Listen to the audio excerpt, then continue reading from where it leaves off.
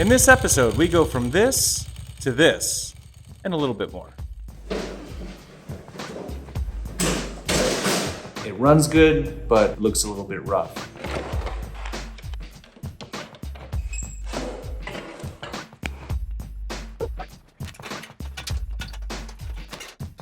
So we are going to scan the underside of this engine to make an engine stand, which will allow me to mount the engine on its surface, and then I'll be able to replace the frame to make it kind of ergonomic, and you'll see what I mean. So I'm just scanning the bottom of the motor and the motorcycle lift itself. I just need 2 mounting points on each side and the level of the ground so I know where ride height is, and it's a pretty simple little stand.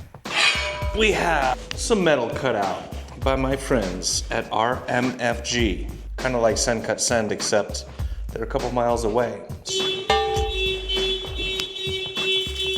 Trying to keep it down for the HOA. My welding and grinding and hammering and shit, I set my fucking alarm off. These are 3/4 inch bungs with 10mm holes. These are 10mm holes. Bolts go through the holes, into those holes, through these holes, welded up engine stand.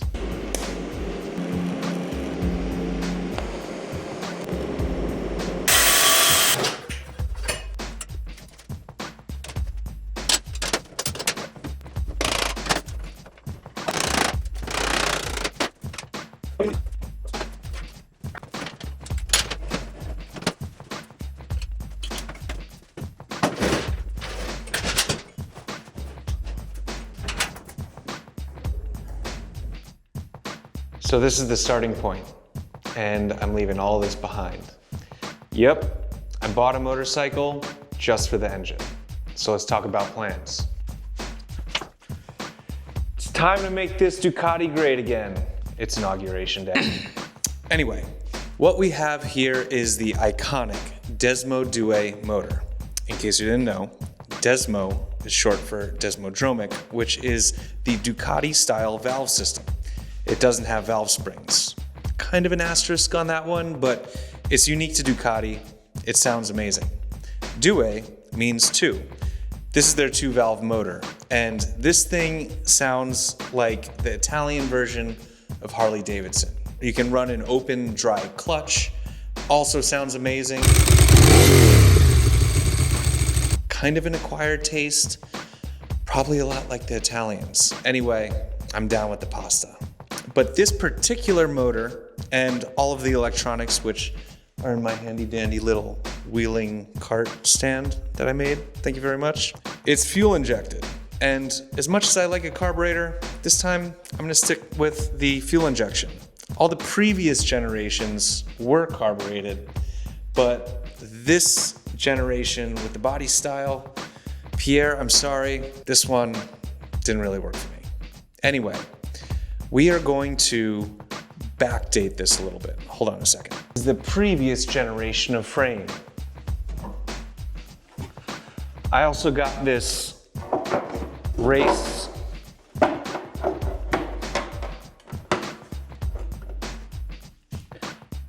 cowl. It's just fiberglass, just nothing. And the only thing that's gonna go under here, 2 exhaust cans. And pretty much the same direction for the front. I want to keep this area as clear as possible. Obviously, you'll see the throttle bodies and the necessary hoses and wires, but we're going to keep that as tidy as possible. What I don't yet know about is what I'm going to do for a tank. Part of me wants to match the shape of the classic tail with the classic tank. The other part of me wants to make a complete new tank, a complete new tail, and I'm torn. I'm not sure if I want to go classic, unadulterated Italian style, or if I want to go a little bit more edgy direction. What I do know is that whether I build a tank or if I make my own tank, wait, that's the same thing. What I do know is that if I build a tank or use the original tank, there is a nice little cavity underneath it, and I'm gonna hide a different size battery and all of the electronics in my own little enclosure So we have to scan that tank, we have to scan this whole situation here, and we have to scan the tank on the situation, and we're gonna do a little bit of 3D magic so that I can design my own little under tank battery compartment. So let's get to it. Back to the 3D scanner, but first I gotta put the throttle bodies back on and the pod filters, which I may or may not run, but I wanna check the clearance inside of here. So back on with the original tank one last time. I'm gonna get a scan of all of this stuff together. There's gonna be a lot of scanning in this episode, but you can see how incredible the result is. Now I'm gonna scan the bottom of the tank, basically just using half of this tank. Now I'm gonna do one final scan with the throttle bodies and air filters out. I specifically want this point, these 2 points, and the same point on the other end, because that's where I'm gonna be mounting the battery and electronics box 2. So I started with the whole scan, and then I took the tank scan, cut it in half, and then I took the frame with the motor without the throttle bodies and deleted all that extra data just because it makes my computer run a little bit faster.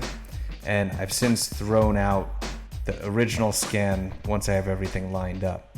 And so here I can see in this area here, the cavity that's underneath the tank, basically the space I have to work with. So then I start building out a shape that is going to house battery. So we have the battery here. We have, get rid of this piece. We have 2 mounting points here. We have a mounting point here. This will all be rubber grommeted. This area will be welded together here.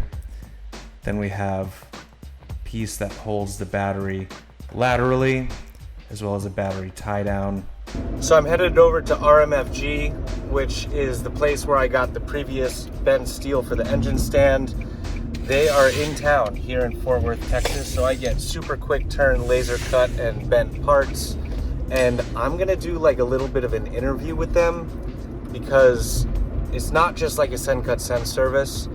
They have a grander vision than that. I think it's really interesting. So I'm gonna stick that interview at the end of this video. So if you're interested, that's where it'll be.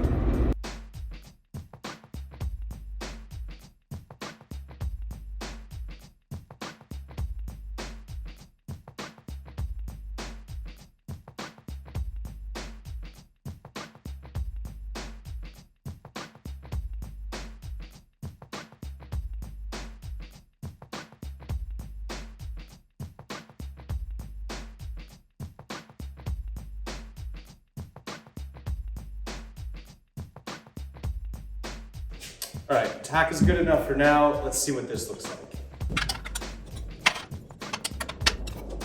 This is not the battery that I'm gonna be using. It's a bit taller. It's all the same dimensions except for height. I'm gonna be using an anti-gravity. It's a little bit shorter, but obviously this fits in here pretty well. And then the battery tie down, obviously it's got lateral support here, and then this goes like this. I'm gonna put a riv nut in here, which will bring this up a little bit. I have a little bit of a gap to cinch it down, just like that.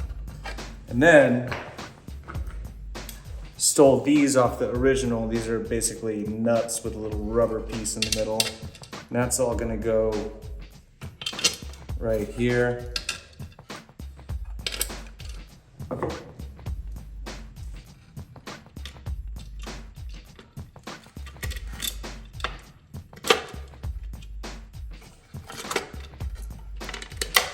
Yep, I fucked it up. It's not gonna work like that. I'm gonna have to raise this up. But why? I mean, I did think that I could go like this, but then I have this hole in here, which I was originally gonna do. But okay, let's talk about my goals for this. So that's why I just tacked this thing up initially and didn't spend an hour cleaning it and welding it. But it may just be a test piece. It may work out. I may remake it. We'll see. But basically, I have something here to see how I'm gonna route all of the wiring. Now, my goal is to use as much of the factory harness as possible, because I really just don't want to have to make a whole custom wiring harness. If I do that, then I'm going to go M-gadget, and then I'm spending more money, it takes more time, and spring is going to be here soon, and I want to have this thing done. Now, maybe not done, but like rideable, looking good, functioning well. And this is the main reason why I bought this bike, is because I want a Ducati so that I can ride straight into Ducati Island at Circuit of the Americas for the MotoGP in Austin, which is in like very short amount of time. So kind of the reason for the rush, or not worrying too much about like how nice it is, because if I worry about how nice it is, then there's always one step nicer. Like rebuild the entire engine and sand and polish everything, and that's not really what I'm trying to achieve on this build. But there is one thing, there is one more thing I want to show you. So I made a decision and I bought this tank. It is quite a nice piece. It is especially clean inside and out. The paint is like 9.5 out of 10. It's not perfect, there are a couple dings on it. But first we gotta see if it fits over this thing.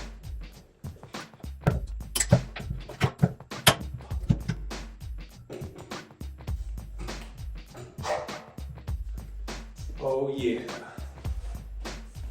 Oh yeah.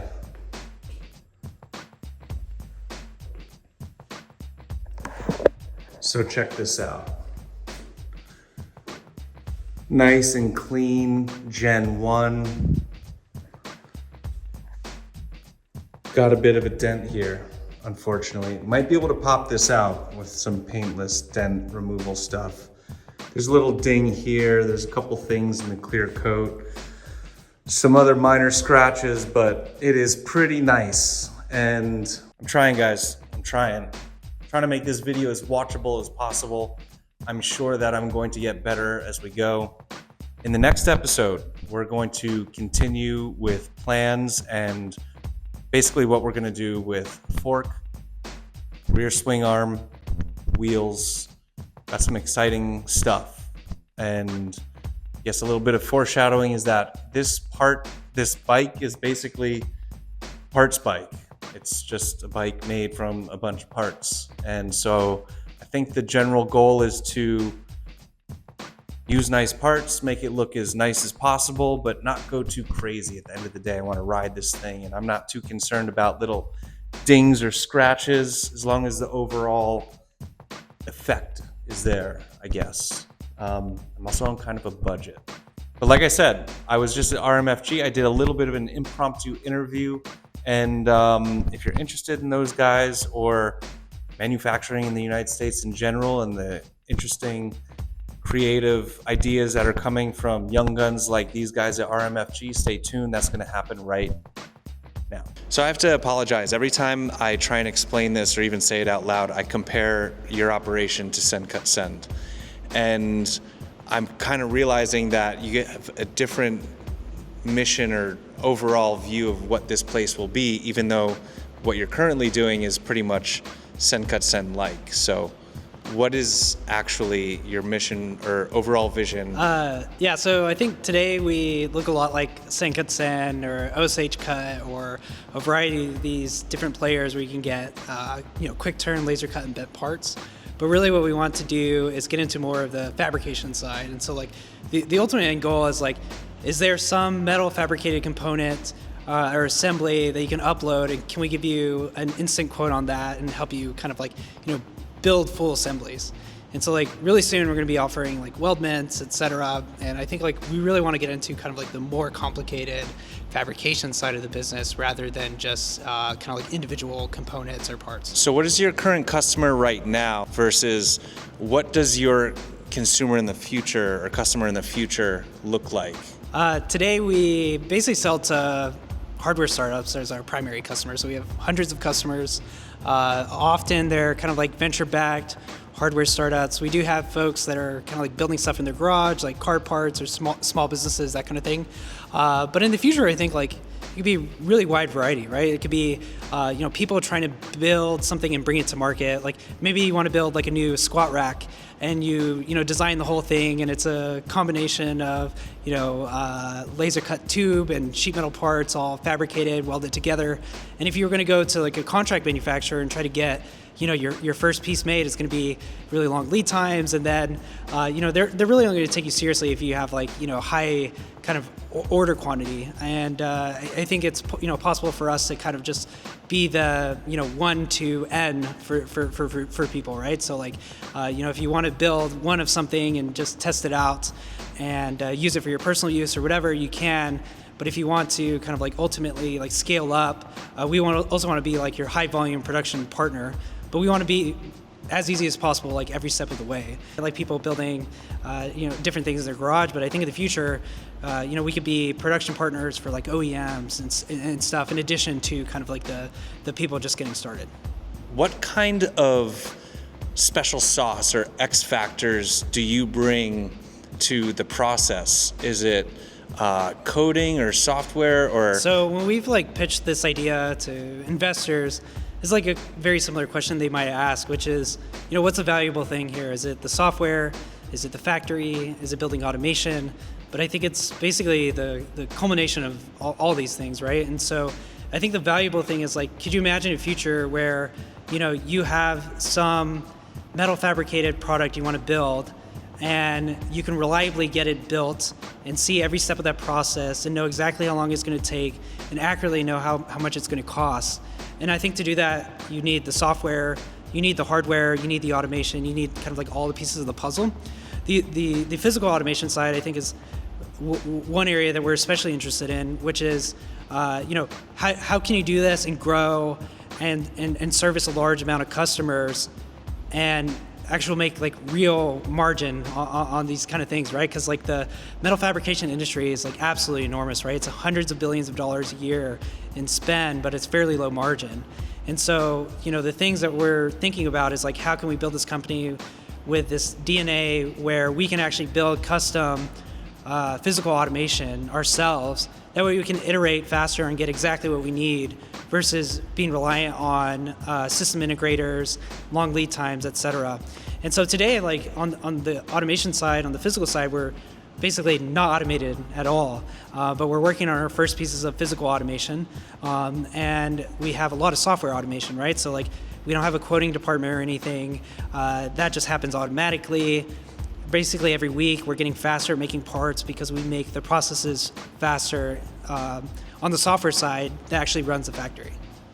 How long have you been doing this? When was it an idea? When did you first move into this space? And it kind of looks slightly sparse in here, but you have all the critical components to operate a business and you have revenue already. How long has it taken for you to get to here? And then the more difficult question is, how long do you anticipate getting to the capacity or the capabilities that you just described? So we basically decided to do this last January. Immediately preceding this, we basically were working on a robotics idea. We were building software for off-the-shelf robot arms and trying to rent these robot arms to existing manufacturers. And ultimately we decided instead for us to kind of have a bigger impact, we had to become the manufacturer, and we had to solve a lot of these problems that were slowing down traditional manufacturers, and we would leverage the robotics side ourselves. And so we decided in January that we were going to do this. We started looking for a space. We moved into space probably 2 or 3 months after that. And then we launched, I think, end of July last year. So it's been roughly half a year. So not very long, right? So like we've been learning a lot and kind of like adding new services and stuff like every month. And as far as like how long the big vision is going to take, I think this is like a decade plus long journey, right? So like, some of the biggest metal fabrication contract manufacturer companies have been around 100 plus years. They're doing tens of billions of dollars in revenue. And so the opportunity is like absolutely massive. I think this could be literally like a lifelong journey. But I think to get to the point where we're also servicing people at the kind of like high order volume, it could happen in a few years for fairly simple stuff, but ultimately we want to do like really complicated fabrication stuff, right? So like, all types of metal forming, stamping, etc. And so I think it's going to be, a long journey for sure. Well, I'm really excited for you. I'm really excited to have this in my backyard just as a customer, and appreciate you allowing me to come in here, interview you. Thank you, Chris. That's very kind words. Hopefully we don't fail. I guess is the only thing I could say. We're gonna try our hardest, and if any of you watching need any metal parts quickly, we would love to chat. So check us out.